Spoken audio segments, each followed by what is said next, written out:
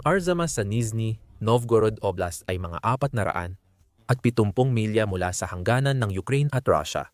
Ang Arzamas ay tahanan ng isang planta ng paggawa ng mga bahagi na gumagawa ng mga sistema na ginagamit sa ilan sa pinakamakapangyarihang mga misil ng Russia. Kung walang mga bahagi, walang mga misil, kaya't malinaw na target ng Ukraine ang planta. Hindi hadlang ang distansya.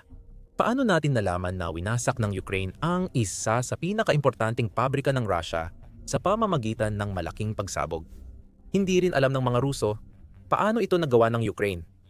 Pero alam nilang nabawasan na ang mga misil na pwede nilang gamitin laban sa Ukraine. Ang Euromaidan Press ay isa sa mga unang media outlet na nag-ulat tungkol sa pag-atake. Isinulat nila ito noong Agosto 11. Tinamaan ng drone ng Ukraine ang Arzamas Instrument Making Plant bago ang insidente. Sinigurado ng Ukraine na ilunsad ang pag-atake sa kalagitnaan ng gabi kung saan iniulat ng Newsky na ang unang ulat tungkol sa paparating na mga drone ay ginawa bandang 1:30 ng madaling araw. Dalawang dahilan ang nasa likod ng mga pag-atake sa gabi. Una, ang paggalaw sa ilalim ng dilim ay nagpapahirap sa mga drone ng Ukraine na matukoy. Maaari pa rin silang makita ng radar kung sakaling lumipad sila sa loob ng sakop ng isang radar system. Gayunpaman, nahihirapan ang mga tao sa lupa na makita ang mga drone hanggang sa huli na ang lahat. Inaalis nito ang maagang babala na pwedeng maghanda ang Russia laban sa drone attack ng Ukraine. Mas malala pa, nakakasira ito sa kolektibong pag-iisip ng mga Ruso.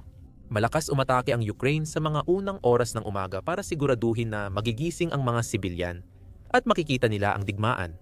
Nagsimula si Vladimir Putin ng mga pag-atake, ngunit hindi naman tinatamaan ng Ukraine ang mga sibilyang lugar. Taktika ito ng mga Ruso na ginagamit ni Putin para takutin ang mga lungsod ng Ukraine mula simula ng kanyang pananakop. Tinatarget ng Ukraine ang lehitimong target militar na malapit sa mga lungsod ng Russia, kaya napipilitang magpatunog ng air raid sirens at magbigay ng babala. Ang bawat pag-atake, gaya ng sa Arzamas ngayon, ay nagpapaalala sa mga Ruso na nakikidigma sila laban sa bansang kayang umatake mismo sa loob ng Russia. Iniulat ng Newsky na unang narinig ang malalakas na tunog na parang pagsabog mula sa Arzamas factory bandang 2:00 ng madaling araw, karamihan mula sa mga bodega ng pasilidad. Kislap ng apoy, makapal na usok, at ugong ng paparating na drone.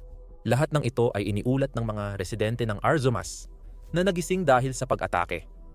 Aktibo ring gumalaw ang lokal na depensa sa himpapawid upang subukang pabagsakin ang mga drone ng Ukraine. Maaaring nagtagumpay sila minsan. Ayon sa Newsky, hindi bababa sa 2 drone ang nakalusot sa depensa ng Russia at naihatid ang pampasabog sa pabrika ng pyesa. Magdudulot ng tanong sa Russia kung paano nagawa ng Ukraine ang pag-atake. Ang planta ng Arzamas ay ligtas, 470 milya mula sa hangganan. Nilayon ito para mabilis makaresponde ang depensa ng himpapawid ng Russia sa anumang banta.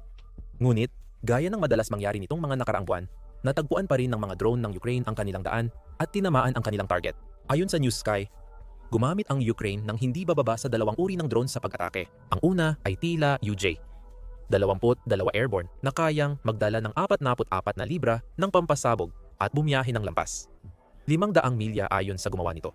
Sakto ang saklaw nito para tamaan ang Arzamas plant. Ang ikalawang drone ay pinaniniwala ang first-person view drone na sumunod sa unang pag-atake. Mukhang UJ, 22 ang sumira sa mga pader ng Arzamas pasilidad, habang first-person view drone ang tumarget sa mga particular na lugar sa loob nito na gusto ng Ukraine. Oo, matagumpay ang mga drone na iyon, ayon sa Newsky, dahil isinagawa ng Ukraine ang pag-atake mula sa iba't ibang direksyon. Dahil dito, nahirapan ang depensa ng himpapawid ng Russia na subaybayan lahat ng drone at magbigay ng fail-safe para sa Ukraine. Kung may isang drone na napabagsak, na mukhang iyon nga ang nangyari, pwede pa ring tumama ang isa pa sa pabrika. Iyan ang nangyari at malaking dagok ito sa kampanya ng digmaan ng Russia. Kumpirmado ng Ukraine na tinamaan ng kanilang drone ang target. Kinumpirma ng source mula Security Service of Ukraine sa Hromadski na 4, hindi 2, ang drone na tumama sa mga target sa Arzamas noong madaling araw ng Agosto 11, ayon sa source ng Hromadska. Lehitimong target militar ang mga negosyo ng Russian Military-Industrial Complex na sangkot sa digmaan laban sa Ukraine. Patuloy na nagtatrabaho ang Security Service of Ukraine sa demilitarisasyon ng mga pasilidad na gumagawa ng mga sandata para sa terorismo sa mga mapayapang lungsod ng Ukraine. Hindi natin kailangang paniwalaan agad ang source na iyon dahil may video ng nagpapakita ng pinsalang dulot ng mga drone ng Ukraine. Nagpost ang Euromaidan Press X account ng ilang video na nagpapakita ng pag-atake at resulta nito. May video na nagpapakita ng usok na lumalabas sa bintana ng Arzomas na pasilidad kahit ilang segundo lang. Isang malakas na pagsabog ang yumanig sa gusali, pinaandar ang mga alarmang kotse at nilamon ng apoy ang gilid ng pabrika. Maaaring ito ang sumunod na first-person view drone na tumama sa target matapos magkaroon ng puwang. Pero di tiyak. Ipinakita ng mga video ng Euromaidan Press ang drone ng Ukraine na bumababa sa pabrika at ang resulta ng pag-atake na nagdulot ng sunog sa loob at ibabaw ng pasilidad. May ebidensya na at hindi maitatanggi. Tinamaan ng Ukraine ang isa sa pinakamahalagang pabrika ng Russia. Hindi ibig sabihin ng malinaw na ebidensya na aaminin ng Russia na nasunog ang isa sa kanilang pabrika. Ang tanging pahayag ng Russia ay mula kay Gleb Nikitin, gobernador ng Arzomas, na nagkumpirmang may naganap na pag-atake. Hindi diretsyong sinabi ni Nikitin na Ukraine ang tumama sa target. Kagabi, inatake ng kalaban ang dalawang industrial na zona sa Nizhny Novgorod Oblast na tinarget ang ating mga negosyo. Nagtatrabaho ngayon sa lugar ang mga espesyalista ni Nikitin. Kinokordina ni Alkalde Alexander Shkolokov ng Arzomas ang sitwasyon at inaayos ang mga gawain kasama ang pamunuan ng planta. Mas marami iyon kaysa sa karaniwan naming natatanggap mula sa Rusya. Inamin ng Ukraine na tinarget nila ang isang industrial na pasilidad. Ngunit ayon kay Nikitin, isang manggagawa ang namatay at dalawa ang nasugatan sa pag-atake ng drone, imbes na kumpirmahin ang tagumpay nito. Pag-amin na rin iyon sa sarili, kahit di iyon ang intensyon ni Nikitin. Sapagkat paano nga ba mapapatay ang mga manggagawang ito kung hindi nakapasok ang mga drone ng Ukraine sa pabrika kung saan sila nagtatrabaho? Hindi iyon mangyayari. Dito natin matatanong kung bakit ang Arzomas plant ang piniling tulungan sa mga pabrika para sa digmaan ng Russia. Isa sa mga dahilan ay dahil ang pabrika ay kabilang sa pinakamakabago at kahanga-hanga sa buong Russia. Ayon sa Euromaidan Press, sinabi ni Astra na isa ang pabrika sa mga pangunahing kumpanya ng Defense Industrial Complex ng Russia at matagal na itong ganito. Mga 20% ng pasilidad ay pagmamay-ari ng Almaz Anti-Air Defense Concern, isang kumpanyang Ruso na nasa ilalim ng mga parusa mula sa United States at Europa. Malinaw na direktang konektado ito sa pagsisikap ni Putin sa digmaan. Sa inobasyon, nakuha ng planta ang Golden Idea Award ng Russia noong 2000 at 20 bilang pagkilala sa mga kagamitan at pakikipagtulungan sa militar ng Russia. Ang tapik sa ulo mula kay Putin ay nagpapakita na mataas ang pagpapahalaga ng leader ng Russia sa pabrikang ito. Bakit nga ba hindi? Ang planta ng Arzomas ay gumagawa ng mahahalagang bahagi para sa pagsisikap ng Russia sa digmaan tulad ng gyroscopic na instrumento, onboard na computer, control system at mekanismo ng pagpipiloto. Ikaw, baka pamilyar ka sa ilan sa mga bahaging iyon bilang mahahalagang parte ng mga misil na regular na pinapalipad ng Russia papunta sa Ukraine. At hindi ba't alam mo na rin iyon? Ayon sa Security Service of Ukraine, tinarget ng kanilang mga drone na ang bahagi ng Arzomas facility na gumagawa at nag-iimbak ng pyesa para sa X-32 at X-100 at isa cruise missiles ng Russia. Ayon yun sa source ng Security Service of Ukraine na nakausap ng Hromadska. Pero hindi lang yun ang ginagawa ng planta. Ayon sa News Sky, ginagamit ng Russia ang mga bahagi mula sa planta sa air defense system, komunikasyon ng drone at eroplano nila. Hanggang 30% ng produksyon ng planta ng Arzomas ay para sa militar ng Russia. Susi sa Russia ang pagsisikap ng pabrika na imodernisa ang kanilang puwersang panlaban laban sa mas teknolohikal na Ukraino. Ito ay halimbawa ng maingat na pagpili ng target ng Ukraine. Ang pag-atake sa Arzomas na planta ay malaking tagumpay para sa Ukraine. Maraming pagpipilian sa ginagawa ng planta at epekto ng pasilidad sa digmaan. Alam din ng Ukraine na kakaunti lamang sa kanilang mga drone ang makakadaan sa depensa ng Russia, kaya't maingat silang pumili. Ngayon, alam na nating tinarget ng Ukraine ang bahagi ng planta na gumagawa ng bahagi para sa pinakamapanganib na misil ng Russia, ang X-32 na kilala rin bilang KH-32 ay isang napakadelikadong misil sa sarili nitong kakayahan. Mas advanced kaysa sa lumang KH-22 missiles ng Russia ayon sa Army recognition. Umaabot hanggang 600 at 21 milya ang misil. Ibig sabihin, kayang ilunsad ng Russia ito mula sa likod ng labanan nang hindi nalalagay sa panganib ang kanilang eroplano sa Ukraine. Plano ng Russia nasimulan ang paglalagay ng cluster munitions sa misil noong Enero 2024 ayon sa Army Recognition. Tila tapos na ang gawaing iyon ngayon. Alam din natin na ang X-32 ay isang supersonic na misil. Ibig sabihin ay sapat itong mabilis para lampasan ang bilis ng tunog. Ang X-100 at isa o K-100 at isa ay isa sa pinakamapanganib na misil ng Rusya. Ang X-100 at isa na version ay may dalang karaniwang warhead na tumitimbang ng hanggang 972 libra.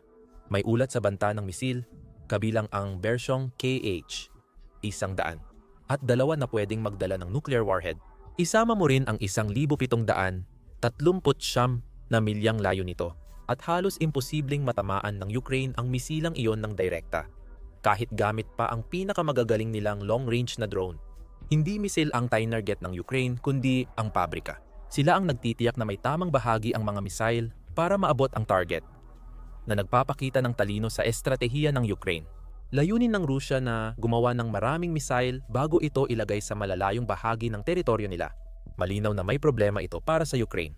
Kailangan nitong hanapin at atakihin ang maraming pasilidad at base ng himpapawid sa buong Rusya, imbes na isang sentralisadong imbakan para sirain ang mga inventaryo. Halos imposible ito. Mas mainam sirain ang nag-iisang pasilidad na gumagawa ng navigational na bahagi ng mga misil. Kaya pa ng Rusya gumawa ng X-32 at X-100 at isa pero wala na ang mahahalagang piyesa na ginagawa. Sa Arzamas plant, nagiging walang silbi yung mga misil at nagiging pampasabog na di magagamit ng Rusya laban sa Ukraine. At iyan ang nadadala sa atin sa kung ano ang ibig sabihin ng pag-atake sa planta ng Arzamas sa mas malawak na konteksto ng digmaan.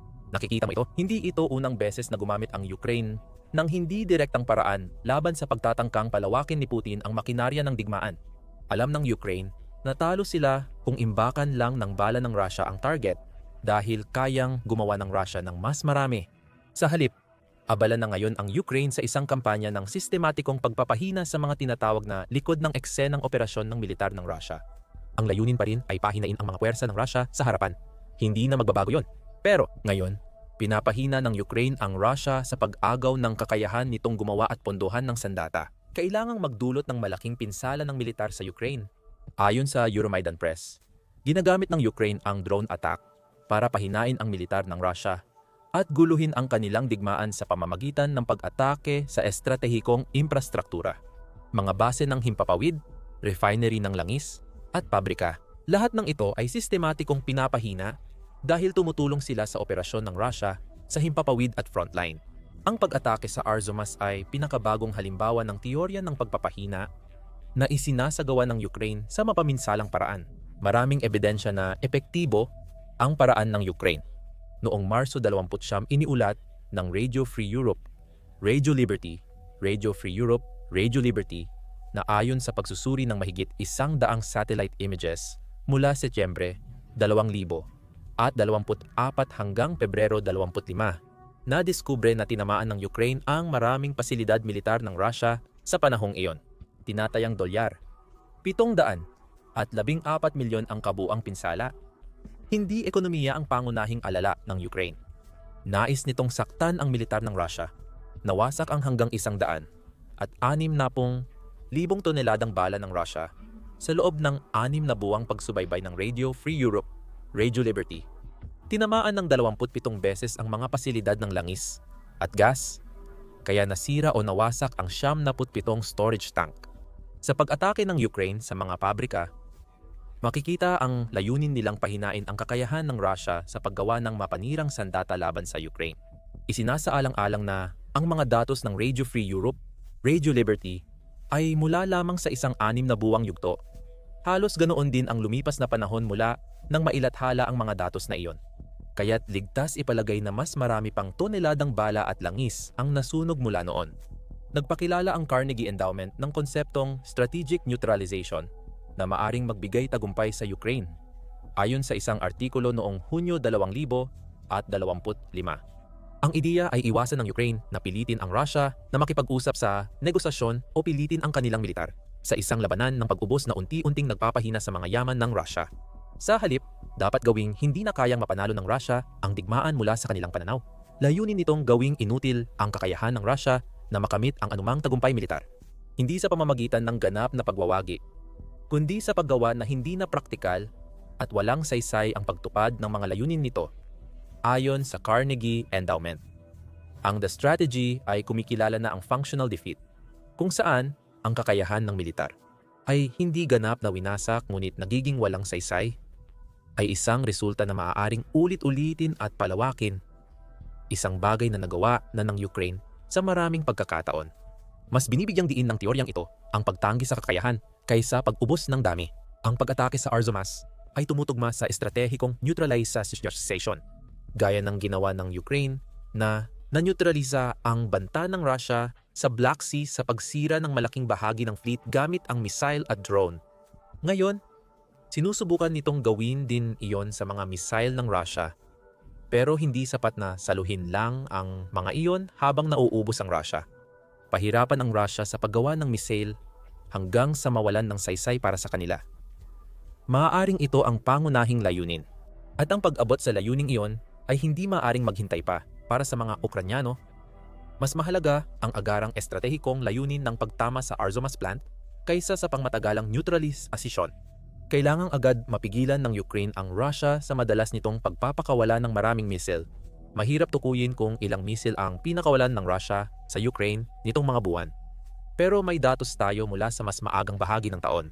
Kinapanayam ng Kiev Independent si Andriy Sobaya, Foreign Minister ng Ukraine, noong ika-11 ng Abril. Ayon sa kanya, mula ika-11 ng Marso hanggang ika-11 ng Abril nagpakawala ang Russia ng halos 70 missile, mahigit 2,000 at 200 Shahid drone at mahigit 6,000 guided aerial bomb sa Ukraine. Ang 70 missile kada buwan ay mga 2-3 missile kada araw. Medyo ligtas ipagpalagay na patuloy na pinananatili ng Russia ang ganitong mga bilang mula noon. At malaking problema ito para sa Ukraine. Iba ang drone. Kapag may pampasabog, kaya nitong bumutas ng gusali o pumatay ng mga sibilyan. Mas makapangyarihan ang mga misil dahil kaya nilang sirain ang maraming gusali kapag tumama ng direkta. Kabilang din ang X-32 at X-100 at isa mula sa pabrika ng Arzamas sa pinakamapaminsalang sandata ng Russia. Ang pagsira sa planta ay nagpapabagal sa produksyon ng mga misil ng Russia. Maaaring di pa natin makita agad ang epekto, pero kapag naubos ng Russia ang kasalukuyang inventaryo nila, makakapahinga ang Ukraine mula sa mga misil dahil nasira ng drone strike noong Agosto 11 ang mga kailangang bahagi para gawin ang mga ito. Mahalaga para sa Ukraine na magawa iyon dahil kulang pa rin ito sa makabagong air defense system para maprotektahan ang malalaking lungsod laban sa mga misil ng Russia. Madalas nananawagan si Pangulong Volodymyr Zelensky ng Ukraine para sa mas maraming ganitong sistema. Noong Abril 2024, iniulat ng politiko na sinabi ni Zelensky na kailangan pa ng 25 United States-made Patriot Air Defense System para maprotektahan ang kalangitan ng Ukraine mula sa mga misil ng Russia. Mahigit isang taon na, patuloy pa ring humihiling si Zelensky ng dagdag na air defense. Sabi ni Zelensky, tunay na tagapagtanggol ng buhay ang mga Patriot at misil matapos ang missile attack sa Kyiv noong Hulyo. 23 Ukrainians ang nasugatan at isa ang namatay. Napakahalaga na mapanatili ang suporta ng mga katuwang sa ballistic missile defense. Malinaw na ang air defense ay isang bahagi ng digmaan kung saan patuloy pa ring nahihirapan ang Ukraine. At kahit na may pangako na ngayon ang Ukraine mula kay Pangulong Donald Trump ng United States, natutulungan itong makakuha ng mas modernong mga sistema, hindi pa natin alam ng eksakto kung ano ang ibig sabihin nito. Dahil dito, nagkakaroon ng mga pag-atake tulad ng sa Arzamas noong Agosto 11, hindi kayang sirain ng drone attack ang missile storage ng Russia. Pero, gaya ng nabanggit, malilimitahan nito ang kakayahan ng Russia na gumawa ng ilang missile na sumira noon sa Ukraine. Lahat ito ay tungkol sa pagbili ng oras. Panahon para dumating ang dagdag na air defense at oras para sa mga lungsod at tropa ng Ukraine habang tinutuloy nila ang estratehiyang pahinain ang makina ng digmaan ng Russia. Hindi lang Arzamas ang mahalagang pabrika ng Russia na winasak ng Ukraine nitong mga araw. Sa Tatarstan, winasak ng Ukraine ang pabrika ng Russia na gumagawa ng libo-libong Shahid drone. Alamin pa ang iba sa aming video. At huwag kalimutang mag-subscribe sa The Military Show para sa mas marami pang balita tungkol sa pinakabagong malalalim na pag-atake ng Ukraine laban sa Russia. At maraming salamat sa panunood.